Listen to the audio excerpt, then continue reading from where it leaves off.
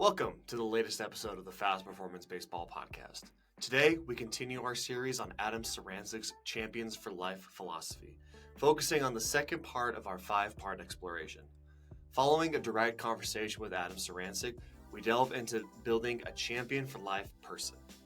This episode examines the critical aspects of developing individuals beyond their athletic capabilities, informed by four key questions from our discussion.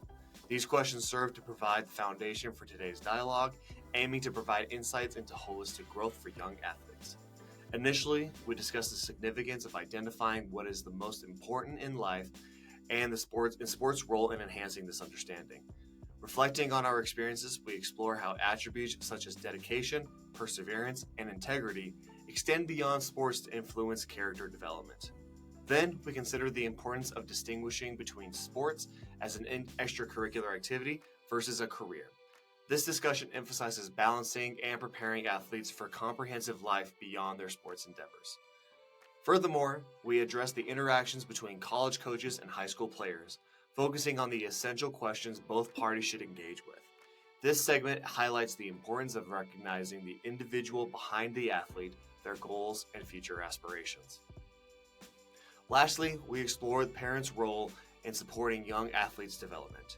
This part of the conversation looks at how parents can contribute positively to their child's growth, not just in sports, but as well-rounded individuals ready to navigate the broader aspects of life.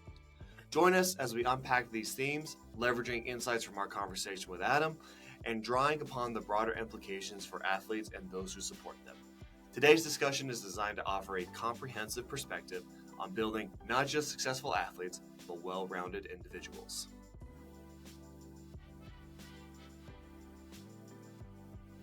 All right, we are here with Adam Sarancik again for part two of our little series, our Champions for Life series. Today, we're going to discuss developing a champion for life person. So, different from what do you think? Like how the athlete approaches this philosophy is more or less kind of the idea. No, I just think it's the first part of the person, athlete, player philosophy. Okay.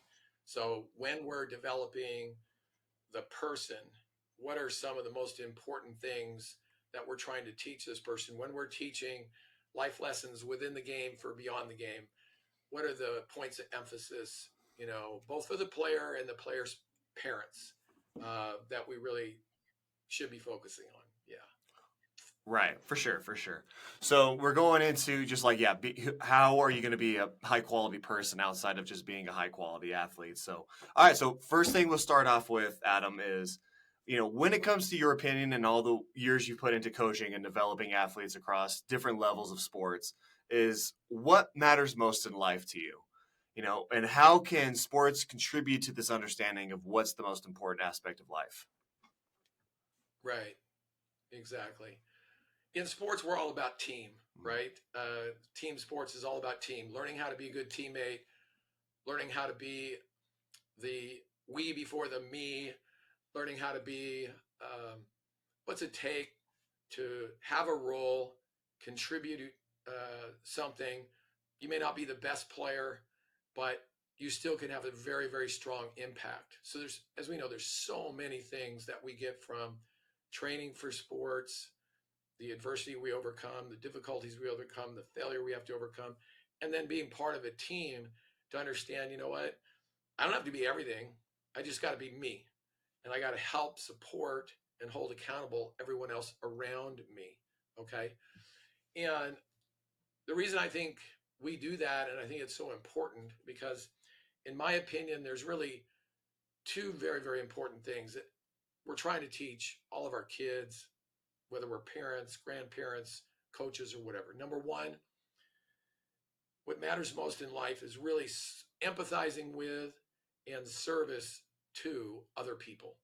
That's really what it's all about. And we talk a lot about in my program, life involves you, but it's not about you. Okay.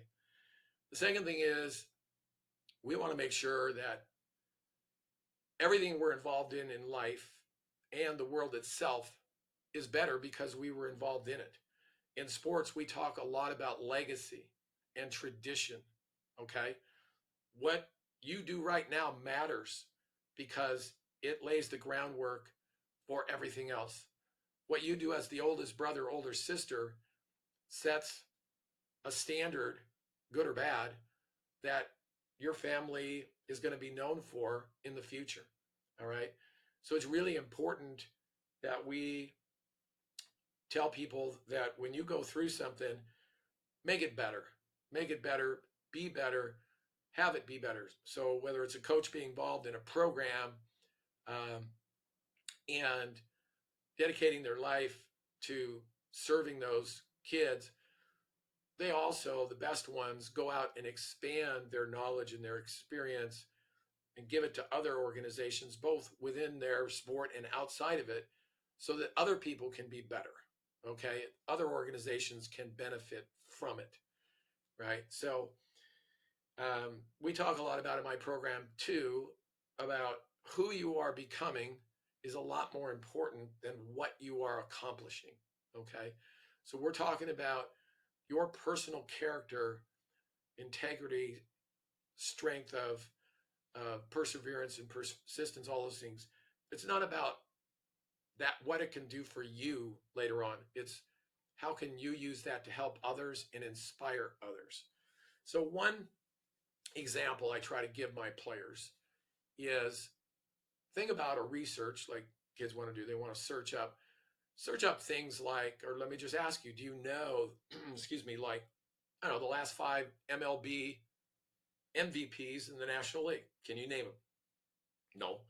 Can you name the winners of the last 5 Nobel Prizes in chemistry, or the last 5 Oscar winners for Best Director, or the best Pulitzer Prize winners in nonfiction? No, I can't name any of those people.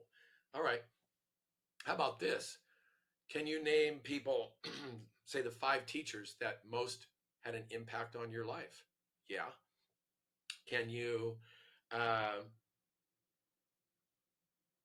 think of 5 people who taught you something significant? Yeah. Can you name me 5 people that made you feel appreciated and valued and special? Yeah. Can you name me 5 people that you just enjoy spending time with? Yeah. And how about 5 people that you admire their character and aspire to be like? Yeah, I can name all of those people. Well, again, as a faith first person, everybody in that second category of people you can name matter to him. The people in the first category don't. The goal in life is to be like those people in that second category. All right. That's what we're striving to do, to have a strength of character that when we act and we interact, we motivate others to be like us. And also, we give in a way that people say, wow, that's special. I want to be like that. I want to live my life as a life of service. Mm-hmm. So yeah, that's that whole concept. Yeah. Okay. Yeah. No, I 100% Yeah. agree with that idea of just, who are the people who are going to be the most important to you and how can you serve them throughout your lifetime? So one of the things that it's kind of like, I think everyone kind of complains about it. We all know it's a problem, but no one's really willing to fix it. Is this like understanding that the majority of people who play baseball or any particular sport, like maybe they don't totally understand that the likelihood of you being a professional in that sport is very, very minimal, right? And we should use it as more of an extracurricular activity. So, from your experience, how do you communicate with an athlete that this is an extracurricular activity, not a potential career path?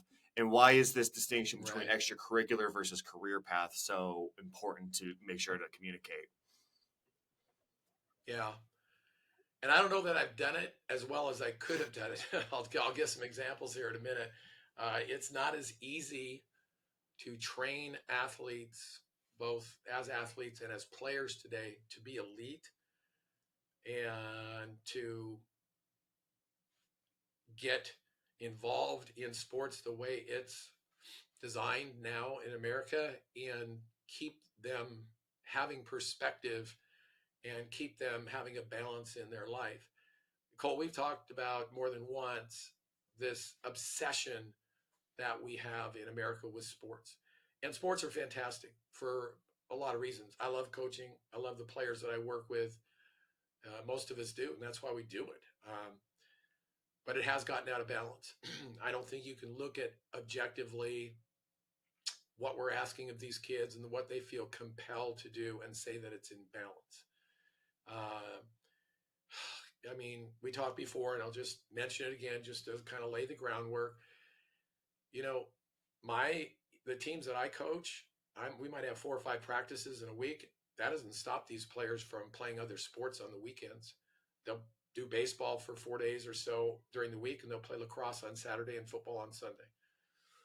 Are those sports great? Yeah, they're fantastic sports. But what are the other things that they could be doing with their life, including maybe developing better study habits, but getting other interests and doing volunteer work, getting a job, learning about the working world? When are they making time for that? The problem is that a lot of programs, and I don't want to say every program, that's overgeneralizing, but a lot of programs say, if you're going to be an elite player with college scholarship aspirations in our program, playing just during the season isn't enough. You're going to have to do off-season stuff, winter soccer, fall ball and baseball, 7v7, uh, camps for football. We're making them feel like they've got to do multiple sports all year round. And then in baseball, as you know, they play their team sport part of the week and their club sport at another part of the week. And then the number of games in baseball is just way out of whack. I mean, we all love playing games. I mean, we get it. It's fun to win. It's fun to win tournaments. But my word, I mean, we're playing so many games for 6, 7 months. It literally leaves these guys with no other time to do anything, right? Not to be even a kid. So it's gotten completely out of balance. And then if you look at our educational system in many areas, again, not all, I don't want to generalize, but they teach the kids a lot of subjects, but how much time do they really put into helping, not just saying you should, but helping kids get jobs, job shadows, internships, jobs? How many coaches say, you know what, this number of days is enough. I really want you to go to work, and I'm going to help you get a job somewhere and get some experience in the working world, where the lessons we're trying to teach you in our program, you're actually using in the working world. So when it comes time to choosing a college, you actually have a direction other than sports. Because, Cole, you know what happens. These kids, they go to showcases, and they're hoping to get a college scholarship because college is so expensive nowadays, right? And if they're really good and they've gone about their training the right way, they're going to get a college scholarship offer. Well, yeah, that's going to defer the cost for that college, for the educational choices they have at that college, but those choices may not be the right ones for their career. All they're doing is picking a college based on their sport, okay? And I do a career and college counseling piece for my athletes. And, for the last 15 years, I have studied intensely colleges. And it's amazing when you actually get into it. Colleges differ greatly in the quality of not just their education, but how well they prepare you for life after college, graduate school, getting jobs.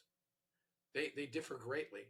If you look at rating services for colleges, you won't see this college having high ratings in every department. They won't. Why? Because their professors are different. Their facilities are different.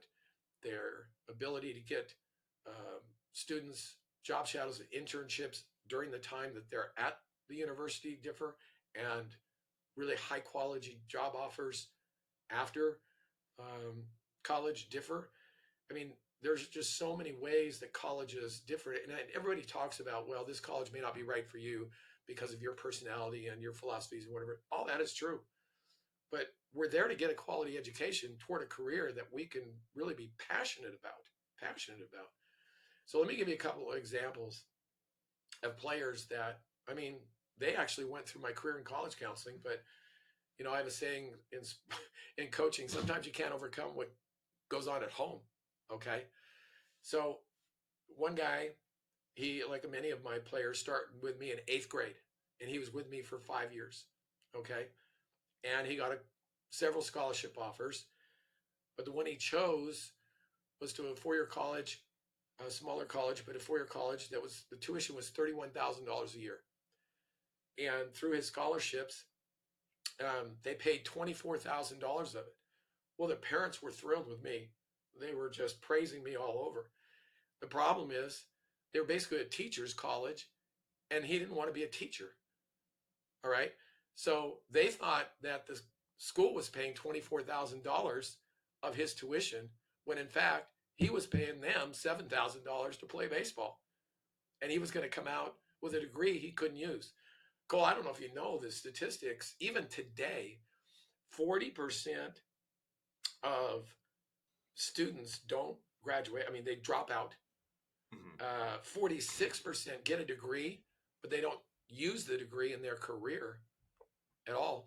And 33% don't work in a career after college that they didn't even need a degree in the first place. And that applies to this guy. Right. You know what he does now? He sells paint. Mm-hmm. He sells paint. He could have done that out of high school. Okay. He could have gone to a local college, because when he went through my career in college counseling program, he wanted to do data analytics, data mining in the sports industry. I even got an internship during college. One of my players worked for a company that developed a lacrosse app, et cetera. And he did some sports marketing work for that company. And he still listened to his parents and went to this college to play baseball. And he came out of it with a degree he'll never use. And he'll never get into sports marketing. He's now going to be in sales. And I have no problem with somebody being in sales. No problem with that, right? If that's your passion, if that's what you really want to do, but that's not what he wanted to do. And once you're off on this path of playing baseball and just say, well, I'm going to choose during a pizza party, in a beer and pizza party in college, what my career is. And, this one sounds good. I don't know if these are the options that are best for me or not, but that's all this college offers. And no one's really taught me how to go about the process to choose a career. So I choose it, I get a degree, might use it, might not. I just know that my priority was baseball. And, excuse me, now with the whole NIL thing, oh man, that even complicates things even more. I don't have any problem with players being paid. They should be paid. All right. They've worked their whole life to be really good at something. They're making their university a ton of money. The problem is that the NIL money is on top of their pursuit of their sport, and it's clouding their judgment about why they should be in college in the first place, right? It's like, it's just adding to, oh wow, I can get more money if I play a sport here, because they're going to offer me more NIL money. And it's like, but still, bottom line is, for the rest of your life, are you really training and getting educated toward a career that you're really going to be passionate about? That's what you're going to wake up and do 8, 9, 10, 12 hours a day. Is that really what you want to do? So bottom line, Cole, players should choose a college as if they weren't a player, as if they weren't an athlete. That should be the priority first. If you can play your sport there too and get part of your fees, tuition and expenses paid, fantastic. Who wouldn't want to do that? But we got it backwards. We're going to showcases, choosing the sport first, and we're not really prioritizing just, the process of choosing a career, because, as you know, injuries happen all the time. Your career can be over like that, right? Now what do you do? And matter of fact, when it comes to NIL, if you and I are being considered for a scholarship to go to this college to play baseball, and I tell the coach, guess what, coach? I really appreciate your NIL money. I think I deserve it, whatever, but I'd be going here to this college for my education, regardless of whether you paid me NIL money or whether I played the sport. You don't think that might tip the scales for me getting the scholarships? It's like, This guy's committed to the college for academic reasons, not just baseball reasons. So this guy's going to be here for the long term. I don't have to worry about him bailing on me because some other place is going to offer him more NIL money. So it actually can help you, uh, get a scholarship to a place by having your priorities straight in that way. Yeah. Do you think that adds into the question? Like, I'm a huge advocate for guys going to junior colleges, for especially like Yeah. when you're talking about like guys who don't necessarily know what it is that they want to do when their playing career ends, right? And you're Yeah. not going to a school where Absolutely. they don't have the major or the minor that they're looking for, so that maybe you go to a junior college. Like I was a junior college kid, and Yeah. go where you're gonna maybe spend, I don't know what, $2,000-$3,000 a year, saving a boatload of money, taking general ed courses, and then figuring out what is that career path that you want to take on when you've had a year Yeah. or two to understand and kind of realize what your passion is. Because like I remember I had a teammate back in the day when I was at Concordia in Nebraska, and he goes because he gets a Yeah. pretty good baseball scholarship, but he wanted to go into fire sciences, right, to be like a firefighter or whatever. Sure. But Concordia didn't have Sure. like a firefighting There you go. services, There you go. kind of course. Yeah. So he ends up dropping out of it, and now I think he's a firefighter down in Pueblo or something like that. So he figured it out, but Exactly. it took him a couple extra steps he probably didn't need. Yeah. I'm a huge fan of good community colleges. Couple of points there. The process for choosing one is the same as a four-year college, and where your targets for a four-year college almost need to be decided first, because again, this is maybe a whole nother uh, podcast, but not all courses that you're taking at that community college may transfer to the four-year college that you end up choosing. Well, So I always tell my guys, I say like with junior colleges is like go do the general ed courses that are going to transfer. I'm like I don't know what school's not going to take your college algebra credit from your junior college or your basic biology course or whatever. It's like get those basics out of the way while you're figuring out what is this path after I'm done playing, and you're still playing. yeah, Right? Some courses may not transfer, but I would say more or less the general eds will. no, one of the biggest myths when you look at it nowadays, Cole, at the best universities, um, their undergraduate requirements are very specific. And let me just use University of Oregon, for example. If you want to get into the business department at University of Oregon as a junior and a senior, they have very specific undergraduate requirements for your first 2 years. Back in the day, you are absolutely correct. Your basic English, math, poli-sci, whatever, they're going to transfer. All right. But at the best universities now, to get into their majors, they have whole programs at the lower levels, and they work specifically with certain community colleges to make sure that those courses, the quality of them and the content of them matches up. So you can't assume anymore. One of my good friends, his son went to Concordia. He actually started out at Concordia in Nebraska. Okay, yeah. And then he transferred to Western Oregon after that. And he started out at, we talked about last time. He started out at Lane Community College, started out at Lane. Then he went to Concordia. Then he went to Western Oregon. So this whole process started when he was 18. He graduated at 24. It took him that long to do and undo all of these courses that didn't transfer from one place to another. So you have to be very careful about that aspect. That I always tell my players, start 5 years down the road and work back, whether it's graduate school to undergrad or four-year college to community college. have some targets in mind, start working with their admissions department early on, and make sure that you're on track uh, in the right way to get accepted there. I can't tell you a real quick story. I had two of my players.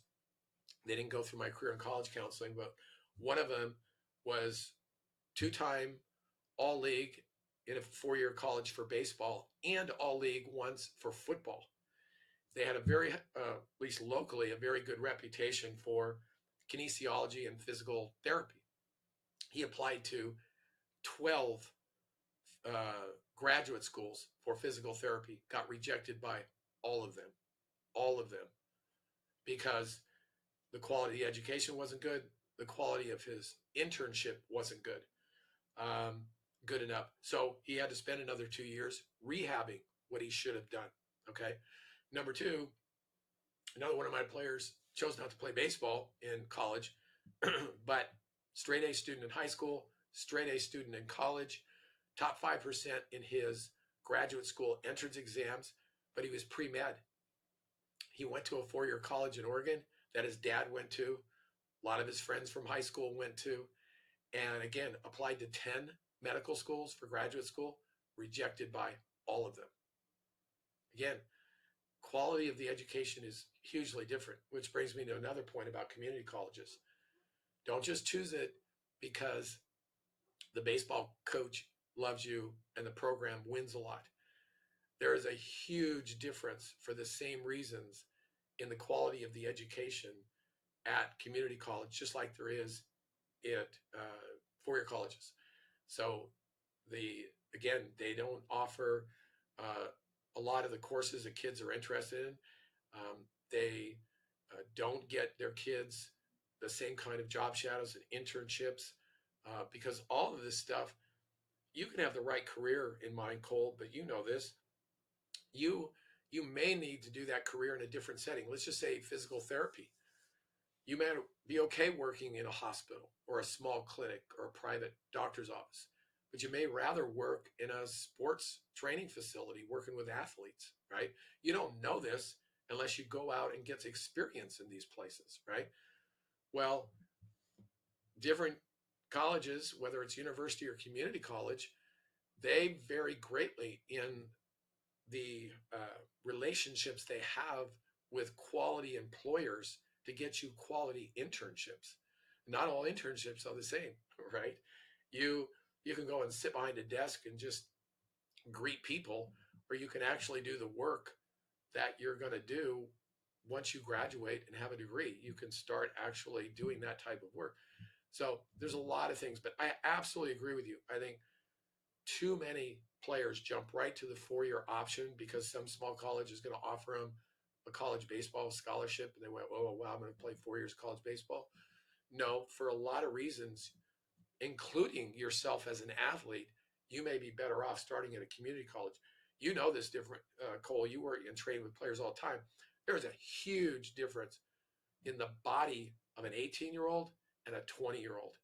I mean, boys to men, right? So your options of where you're going to play, baseball wise, may vary dramatically. And if you're really elite, there's people drafted in MLB every year out of high school, community college.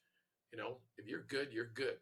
But I will tell you one thing I've noticed: a lot of my players who play multiple sports, both within the season and year round, they're really smart. They're really good in the classroom. But you know what?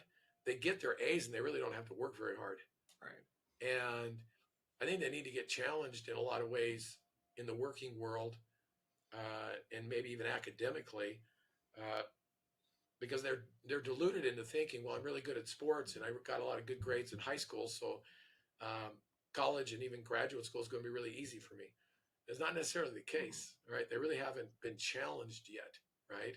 So you're right. I think because high schools don't do enough many times, not all the time, many times, to prepare kids for the process of how to choose a career, kids, I mean, they don't know.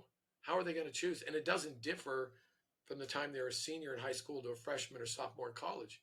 They still aren't getting the education information they need about who am I, what are my goals in life, how do I think, how do I learn, what my priorities are, what my goals are. And so all these things that go into choosing a career, they haven't really spent any time doing, Right. So again, how are they going to choose a career when they get to college?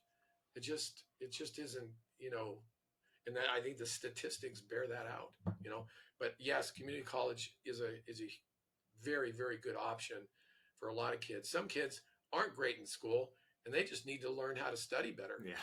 Their study habits aren't very good. We're going to talk about this in a minute, but this would be a good segue. One of the most important things that a college coach wants to know is, can you survive on your own without your parents? Okay. Can you still be a great student now at the same time you're managing your own personal affairs, all of your own appointments, feeding yourself, doing all the laundry, all these things? Can you survive as a person and thrive as a student without mom and dad around? Right. All right. Well, if we're asking kids to play sports 7 days a week, and if high schools aren't really getting us out into the working world, we're not forced to learn life skills like time management, right? We're not being forced to do that because there really isn't an opportunity to do it. Our parents have to do everything for us.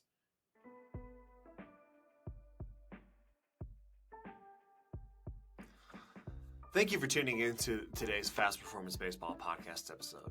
As we navigate the insightful series on Adam Sarancik's Champions for Life philosophy, we hope you find the discussion enriching and thought-provoking. If you're enjoying the content and believe in the value it brings to athletes, coaches, and parents alike, we have one small favor to ask. Please take a moment to like this episode, share it with your network, and subscribe to our channel.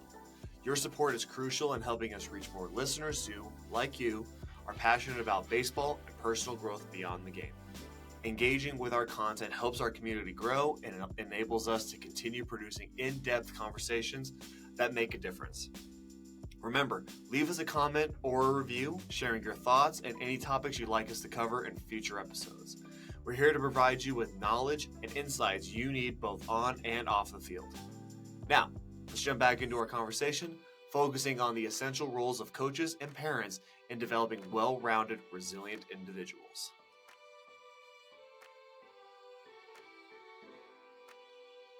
Right? So no, you were exactly right that how that segues into the next question, which is, what are like these key questions that more college coaches should be asking these potential student athletes that they bring on, these recruits, these prospective athletes, and what are the questions, and then how should these high school athletes be prepared to answer those questions? Like you're saying, like, can you take care of yourself when you're in a dorm room with 2 or 3 teammates and you're responsible for feeding yourself, you're responsible for doing your homework without being told to, you're responsible for managing your social life, whatever that entails, right?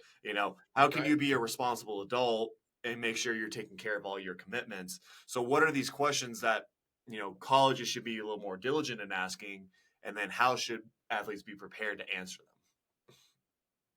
Yeah. I've been very fortunate to train a lot of players that have gone on to play sports in college, and like I say, sometimes maybe too many. But I think colleges have changed and have gotten a lot better at this, but there's still, I think, a lot that, they're really just looking at the player and they're not considering the person, they're not considering the athlete. And then they're surprised when the player bolts after 1 year to another place, or they bring a player on that has a lot of the sports skills that they're looking for. All of a sudden, they're maybe not a good fit for the culture, right? So this whole person, athlete, player philosophy that you and I have been talking a lot about, I think that same structure could and should be used for coaches when they're considering what players to invite into their program, into their culture. And players need to think about these questions to prepare themselves to make a good impression on the coaches, but also just to survive and thrive when they get to college. We know that good people make good teammates. And good athletes have the potential to be the best players. And good people and good athletes who become great players and great teammates, that's what wins you championships, right? So that's what coaches are looking for. And then I don't think coaches dive deep enough into this whole, can this person survive on their own without mom and dad? I mean, they look for little things. When they come to recruit them, does mom and dad carry their bag for them, or they carry it themselves? Or how they interact with their players and their coaches, the level of respect, kind of leadership. I mean, those are great, but I think there's some very specific things that they could be asking that would be really telling in these ways. So I'm going to go through them, some of them that I've written down, and I think you'll see that some of these would be really good in interviews, and I don't think they're very often asked. All right. So let's just start with the person thing. All right. Explain to me 3 systems in your life that help you to be more organized and successful. All right. Number 2, tell me about your 3 best friends and what their goals are. What kind of grades do they get and what are their goals? All right. So in other words, I want to know who you hang out with. You are who you hang out with. And by the way, what are your aspirations outside of this sport? Would you be here at this school if it was not for baseball? Because if not, then maybe you haven't really thought this through, and maybe you're not here for the right reasons. Tell me something kind that you did for somebody today. Okay. Give me some examples of things that you do for your family without being asked. Okay. What are the best qualities of each of the members of your family? A lot of players never think about anybody else. They have no empathy skills whatsoever, right? So asking them about the qualities in their family, of the people in their family, shows, do they really have any empathy at all? What kind of volunteer work do you do in your life? Okay. Here's a basic one. Talk to me about the chores that you do every week. Oh, I empty the dishwasher. I take out the trash. No, those are not chores. Those are favors. Okay. A chore is something, in my opinion, that takes at least a half an hour to do and you work up a sweat doing. That's a chore. So talk to me about chores. All right. Don't talk to me about favors like taking out the trash.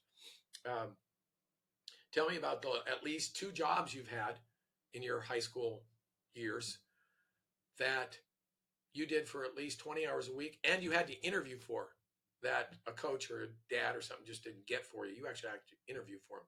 Tell me about 2 of those. If I walked into your room at your house, what would I see? How clean would it be? How often are you required to clean it up? And how often do you have to be reminded, to do it? Do you do your own laundry? Okay. Do you know how to fold clothes? Here's a t-shirt. Show me how to fold it. Here's a pair of pants. Do you know how to pack it in a suitcase without getting it wrinkled? Folding it up is not the way to do it. If you own a car, okay, and I looked on the floors, what would I see? If I looked in the glove compartment, what would I see? Did you pay for it? If so, how'd you pay for it? Savings, or did you have to get a job to earn it, to own it? When's the next maintenance due on it?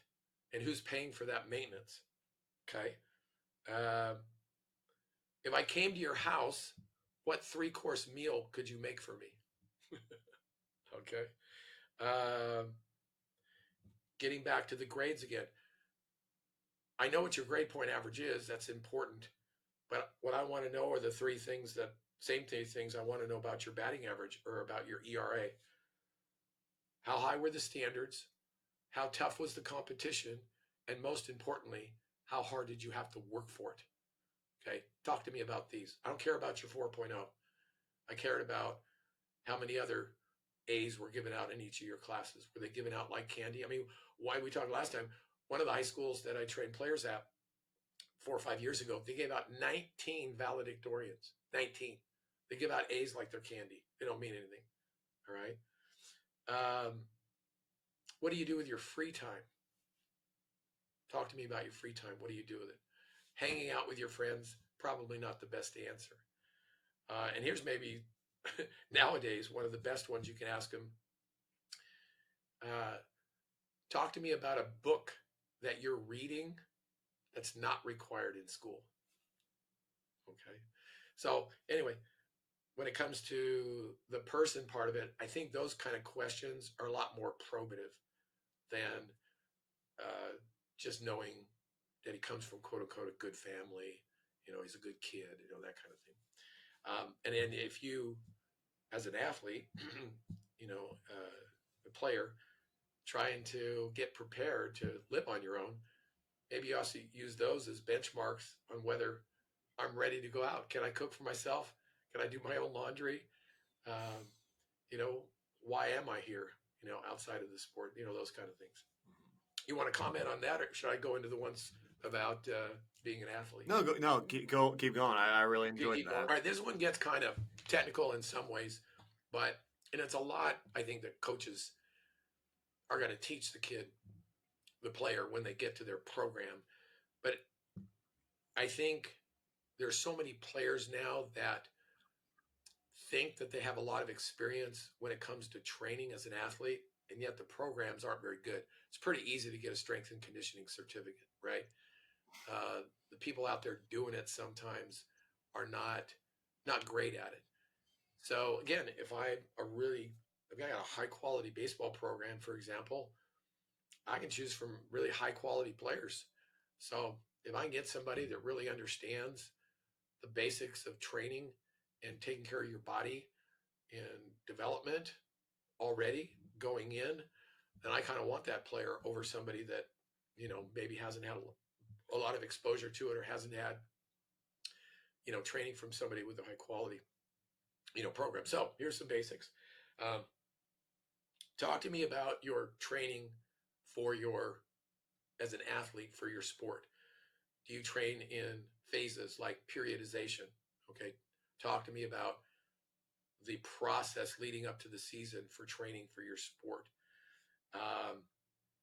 Can you explain to me what the functional demands of your sport are? I mean, do you understand the difference between the absolute strength end of the spectrum and the functional strength end of the spectrum, especially for the positions you play? So, how do you train off the field to meet those functional demands, right? Just explain to me specifically at a certain time of year leading up to preparing for the season, what does one of your workouts look like? Talk to me about all the different parts of it. I mean, do you just go in and do a little cross arm stretch and start pumping weights, or do you actually have a process? Do you understand movement prep, things having to do with mobility, stability, balance, those kind of things? What kind of movement prep do you do before you start, say, resistance training or strength training? Do you understand the purpose behind a dynamic movement routine? All right. It's not about just getting the blood flowing and getting warmed up and whatever. It's about optimization of movement. Okay. It's about getting your neurological system fired up. It's about getting your body focused and mind focused and connected with your body. There's so many things that go along with it. Do you understand that? Do you train anticipation, preparation, and reaction in your athleticism training? Not just action, not just strength training. Do you compete against other people in your athleticism training? Are you required to do better than somebody else who's also elite? Are you actually competing when you're training? Are you at a bare minimum using technology to measure that you're getting better? I think a lot of places do that, but I think there's no substitute for competing against another individual. Do you do that? How often is a baseball incorporated into your training. I think eventually we got to get the baseball involved in there too. Um, how often and in what ways are you required to think while you're doing what you're doing to train physically? What do you do to cool down after you train? I mean, breathing and the mental part of the game is important before, during, and after. I mean, do you understand that, and how do you do it? And then here's the common one that you hear a lot of college and pro players say: if I only paid more attention to this while in high school, I would have made so many more gains. That's the whole nutrition and recovery piece, right? So that they really understand nutrition. Do they keep a food journal? Okay. Do they really track what they eat? Tell me about what you ate in the last 3 days. And here's what I want to know. What nutritional purposes were served by what you ate?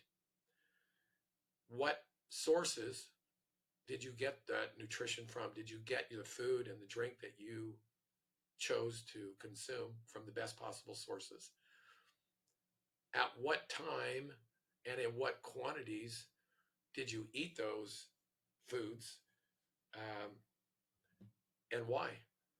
Okay, those are the important questions. And then the whole hydration piece is really, really important as well. You know, what do you choose to consume fluid wise to hydrate? The whole rest piece. What time do you go to bed every night?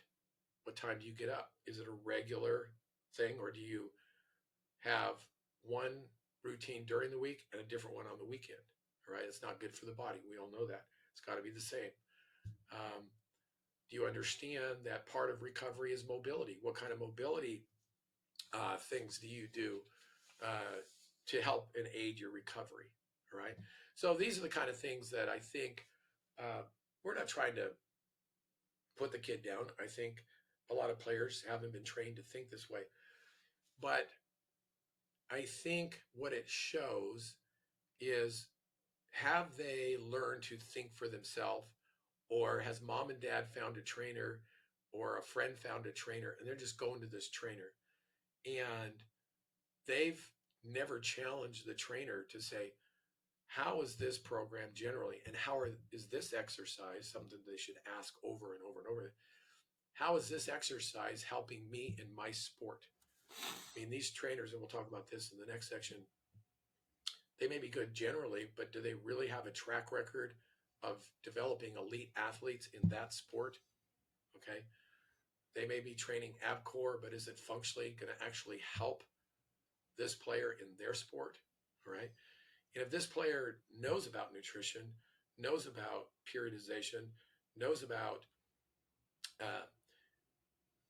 movement prep and shoulder and joint integrity, then they've started to think about their bodies in much more advanced ways that they're going to be able to continue to develop and continue to progress at a much faster rate than somebody who hasn't had any exposure. Right. All right, then let's talk about the whole player and teammate aspect. All right, deciding, because this is one of the most important things. I mean, you hear every college coach say, is this player a good fit for who we are? Is this player a good fit for the team that we have? Okay. So Cole, I have had the privilege of training and being and coaching a lot of great baseball players. But I'm continually shocked because they don't watch the game and they haven't played the game for fun growing up. There's a lot of them that don't love the sport. They like being good. They like winning. They like the accolades, the MVPs. But I mean, how good does a baseball feel in your hand? I mean, there's no, better feeling, outside of my family than holding a baseball. I don't know. Do you really love the sport? You love the sport of baseball. Okay. Would you play it even if you weren't on a team? Are you a student of the game? Okay. Do you have an interest in learning about the history of the game? and a lot of the nuances of the game, or did you just play it? Uh, Everybody wants good leaders. So talk to me. How are you a leader, and how do you hold your teammates accountable? What ways can you tell me that you do that, uh, both on and off the field? All right. How are you a leader in the classroom? How are you a leader with your friends? How do you hold your friends accountable? Talk to me about your intangibles. A lot of players don't even know what an intangible is. I can see and evaluate your tangibles. What do you think your intangibles are? Because you know what? I want your intangibles to be as good or better than your tangibles. Talk to me about your intangibles. Um, Here's a great question. Tell me about your last game. Talk to me about your last game. If they start talking about themselves and their own stats, you can pretty much stop the conversation right there. Move on to some other athlete. They need to start talking about their team and their teammates first. We won. We could have played better. If they talk about themselves, it's about not what they did, what they could have done better, how they could have helped their team. All right. So tell me about your last game. And then if you really want to challenge them about how they prepare for games, whether they have a college level preparation mindset, you can ask them like, talk to me about the 5 best pitchers in your league. I want to know their velo, and I want to know the spin axis of their off-speed pitches. I want to know the tells for their picks. Talk to me about the catchers. What are their pop times? I want to know, what are their pop times, and have you stolen bases off them? What are their transfer times for outfielders? Do you even know what a good transfer time is? Everybody knows what a good transfer time is for our pop time is for a catcher. Do you know what a good transfer time is? Do you know what a good transfer time is for an outfielder? Um, in what ways before the game and between innings are you preparing to not only play better, but to be a better athlete? Say before the game, how seriously, talk to me about your preparation athletically before a game.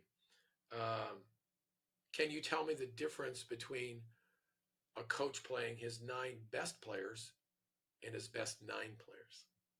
Okay. Um, let's see. What are the strengths and weaknesses of your game? Talk to me. I mean, I can evaluate you. How do you evaluate yourself? What weaknesses do you have that you're continuing to work on, or are you just satisfied with where you're at? What positions can you play? And if they start naming them without saying whatever position you need me to play to help your team win, you probably move on to another player. Here's a specific one that will tell you a lot about how much they understand the mental side of the game. There's 2 outs in the last inning of the game, and the winning run is on third base. What more than anything else will determine whether that, and you're up to bat, what more than anything else will determine whether that run is scored? Great question, right? And then I'm never afraid to, without getting too personal, talk to me about ways you've overcome adversity in your life, both on and off the field. Okay, what challenges have you had to overcome?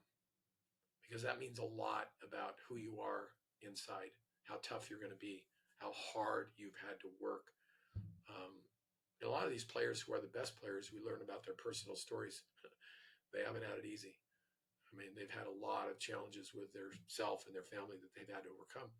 I think it's good to know about them and how they overcame them and how they use that to be better. Anyway, Cole, you can see that if players understand this person, athlete, player philosophy, and if coaches understand it, and if the players use it to prepare themselves for college, if coaches use it as benchmarks in very specific ways to recruit players, they're not only going to recruit champions, they're going to develop champions for life. And I think that's the main goal. Yeah. So Sure. long, No, I like that. It was really good. I put a lot of thought into it. Yeah, no, it was long, but it was good, and it's definitely something I think that those are definitely answers and are questions that more athletes should ask themselves every once in a while. Like maybe a biannual like recheck, like, hey, how do I answer these questions? And am I on the right path to answer those questions correctly? So to wrap up we got our last little Yeah. bit, and I think it's the Yeah. kind of the, the, I don't know what the phrase is, but like the the stench in the room, where I think where most of this sport and everything that we've talked about kind of gets, can be a bit of you can be a benefactor or it can be a big hindrance, and it's the role of the parents, right? The role of Yeah. the parent, like, Yeah. how many times have you had an athlete where, you know, the kid's really good, but it's just like his parents are absolute nightmares, or, just being the parents, you can tell how good or bad this kid's going to be, right? So, what role do you think that parents play in developing young athletes, and what can they best do to support their child's growth through their athletic careers, and guiding them through youth ball all the way through high school ball, and then eventually into Right. college if that's something that they are able to make into? Yeah. Well, let me defend parents. First of all, I didn't start off this podcast like I usually do too. Let me thank the coaches again for coaching and for putting all the time that they put into coaching. It's very tough, and they're having a huge impact on the players and the families. And so, thank you, coaches, for doing what you do. Sometimes I think parents get a bad rap. I mean, you hear so many stories about helicopter parents and parents that are, overbearing and too involved and things like that. But parenting is tough nowadays. There's a lot going on. There's a lot of things to be worried about, and I get it. Um, and I've kind of found myself in a different situation now that I have grandchildren.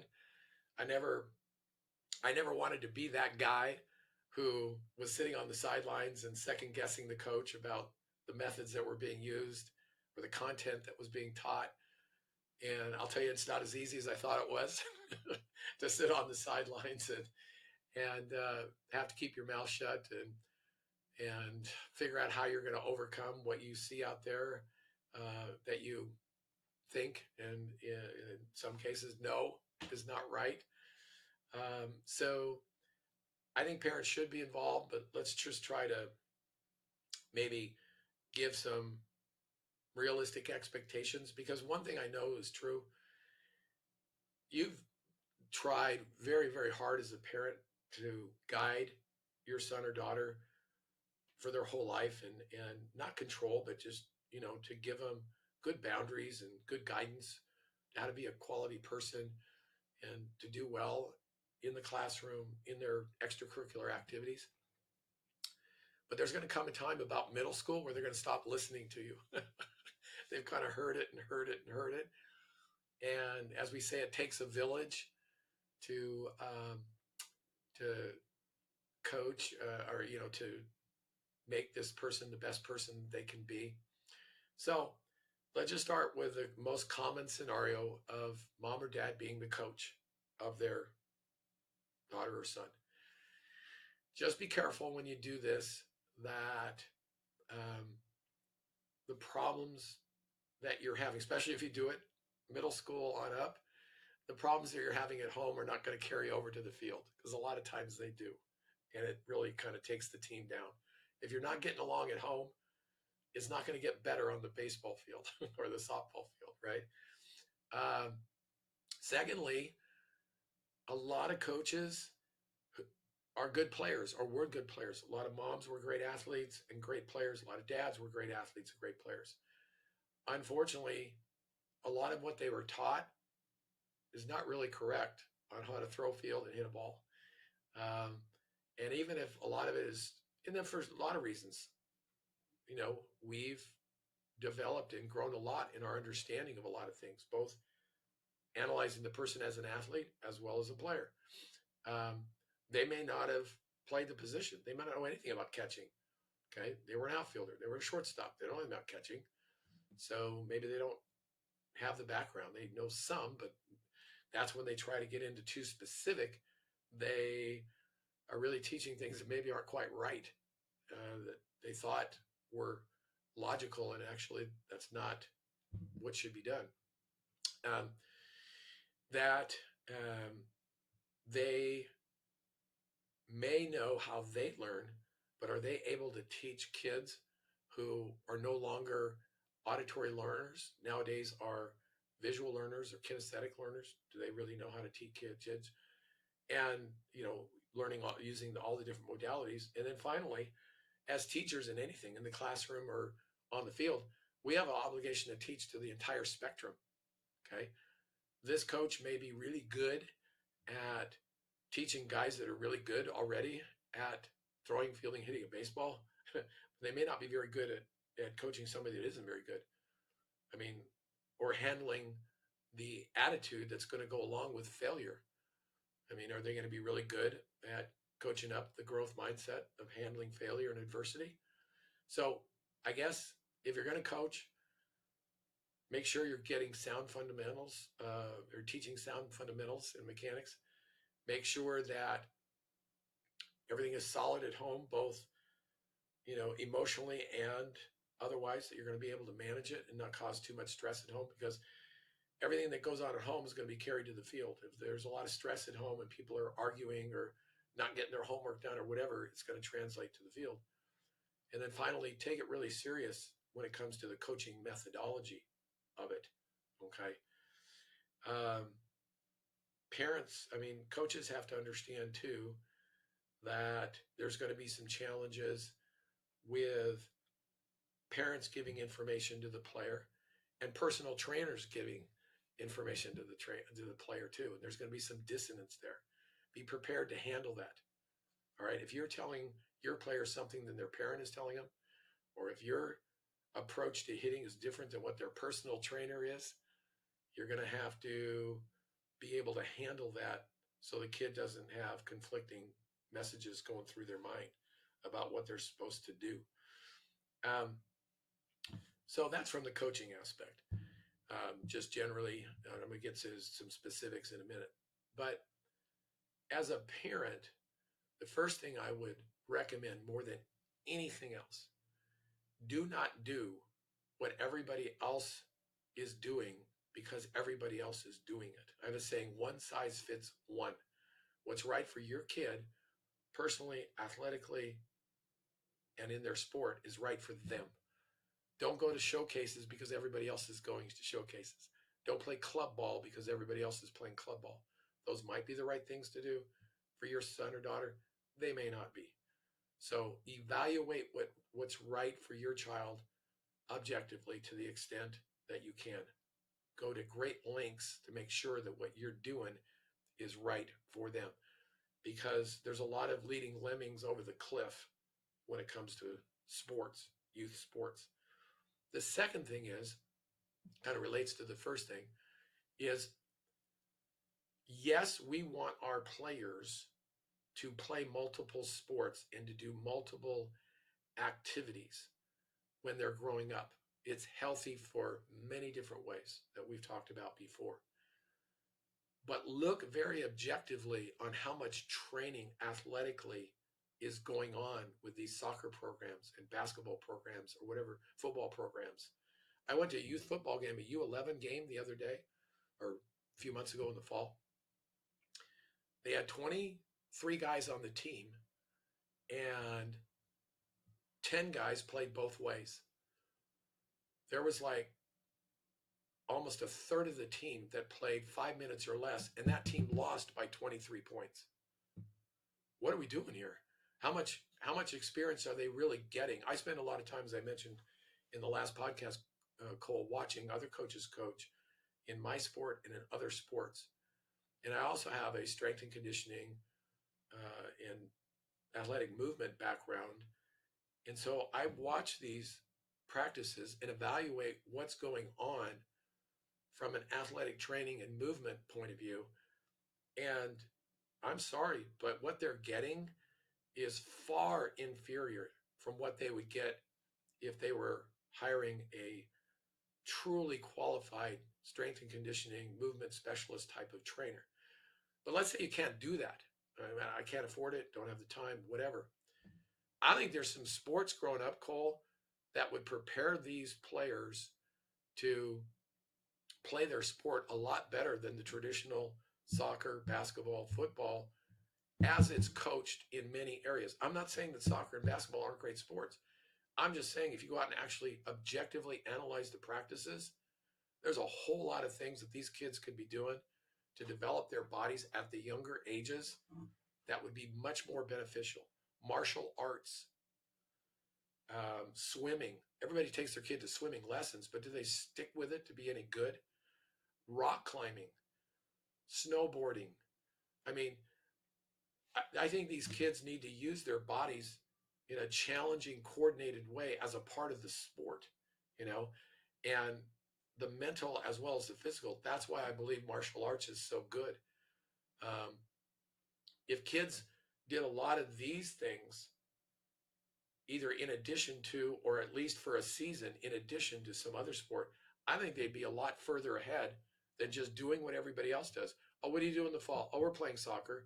What are you doing in basketball? I mean, in the winter. Oh, we're playing basketball. What are you doing in the spring? We're doing baseball. Everybody's what everybody does. Well, no martial arts, no snowboarding, no rock climbing, no sprinting, no ice skating, no trampolining. I mean, there's some things that they could be doing. I think if a kid did martial arts twice a week, and if they could afford it, hired a truly qualified strength and conditioning coach and a movement specialist coach that taught them uh, how to optimize the movement in their body as opposed to just playing on a soccer team with their friends. If you're truly looking at what would develop them athletically, they would be way ahead, absolutely way ahead.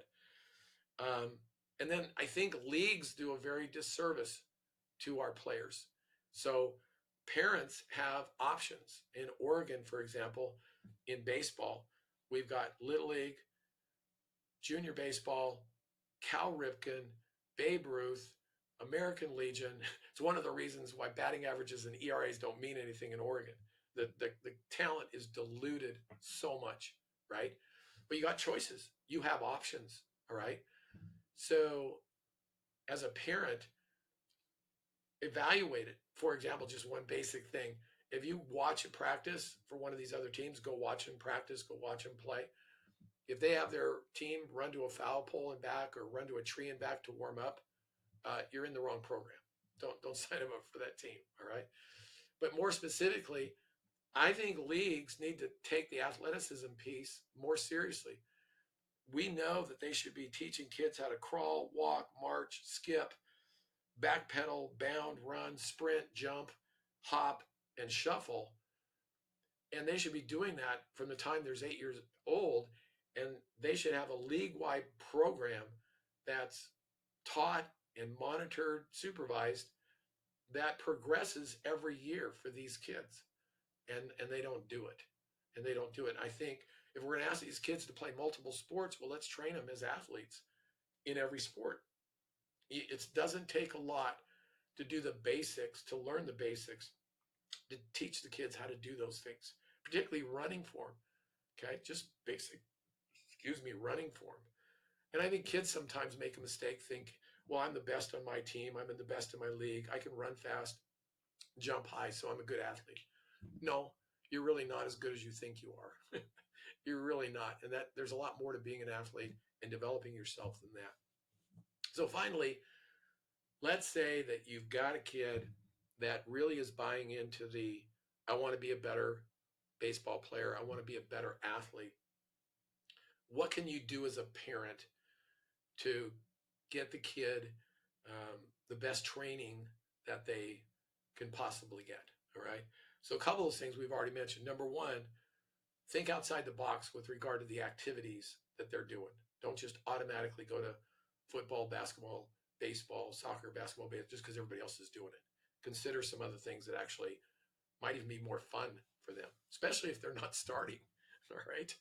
Maybe they'd be a lot better in a martial arts class or a rock climbing class or something like that, as opposed to sitting on the sideline during a football game. Secondly, make sure that you make a good choice with the right programs that they're involved with. And if you're going to hire a personal trainer to train them, let's don't immediately think weight training. All right, let's make sure it's a comprehensive program. Make sure you get a trainer that has the proper certifications, not something that took a weekend on the internet. uh, Make sure that they have a track record of training elite athletes in your sport. That trainer needs to be constantly challenged with, how is this meeting the functional demands of my sport? How is your program? How is this drill going to help me in my sport? And what's your track record at training people to do that? So what are the basics? Am I a parent? I don't really know much about this. What are the basics of a program that I should be looking for when I'm first scouting them out and when I'm going to think about paying money to do it? Number one, there needs to be a movement prep.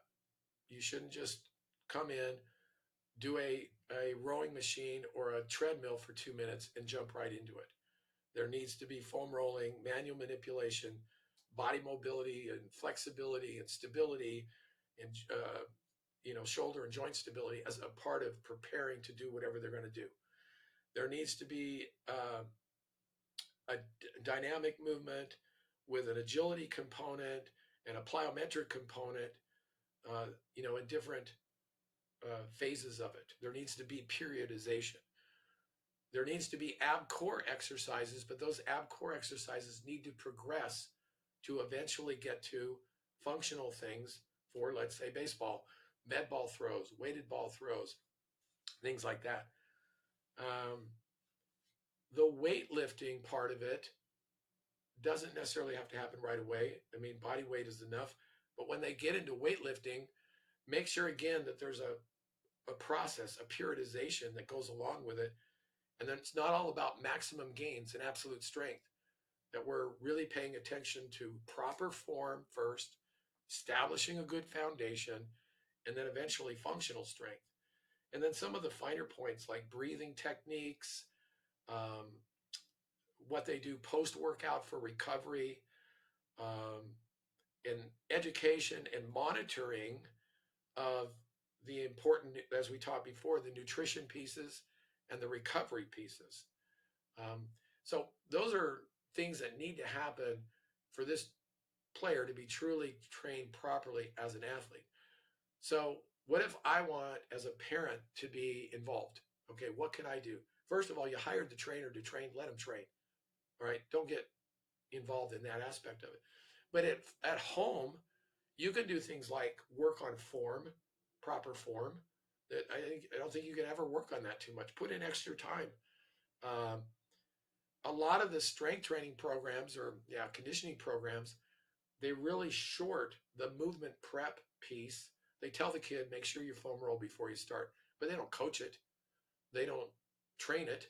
It's the same thing for the after workout stuff. They don't do that to the same level that they do the stuff for physical conditioning. Well, maybe you ought to get knowledgeable and make sure the kid does the movement prep stuff prior to the training, because a lot of these training sessions are 50-minute sessions. I'm sorry, but that's not enough to be complete. All right, it's not really enough time. And so if that's the case, then the parent and the player are going to have to do things on either end to supplement it.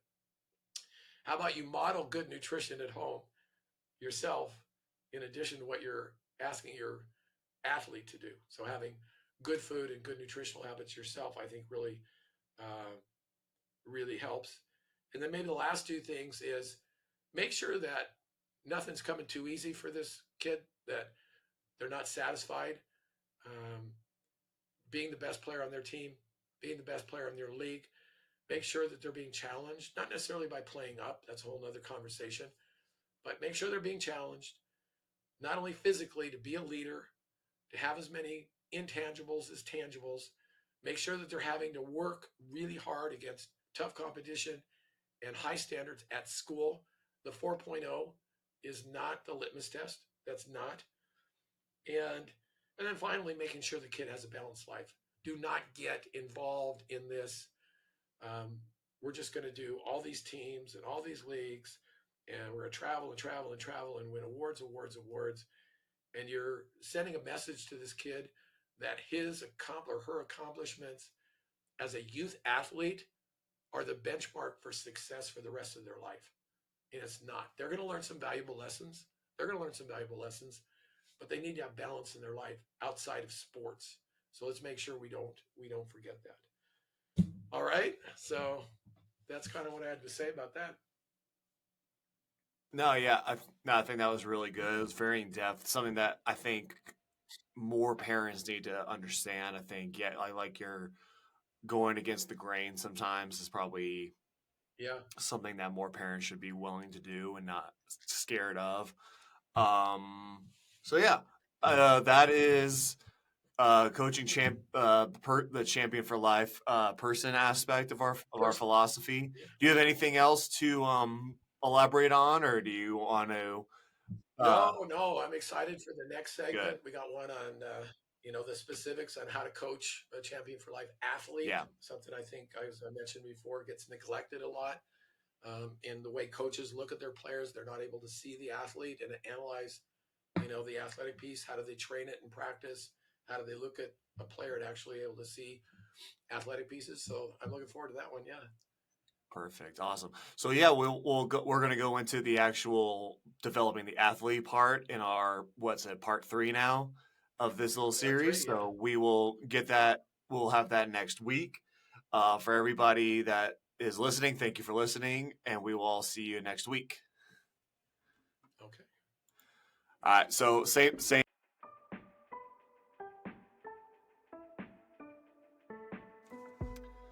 As we wrap up today's enlightening discussion on building a champion for life person, we want to thank you, our listeners, for joining us on the Fast Performance Baseball podcast.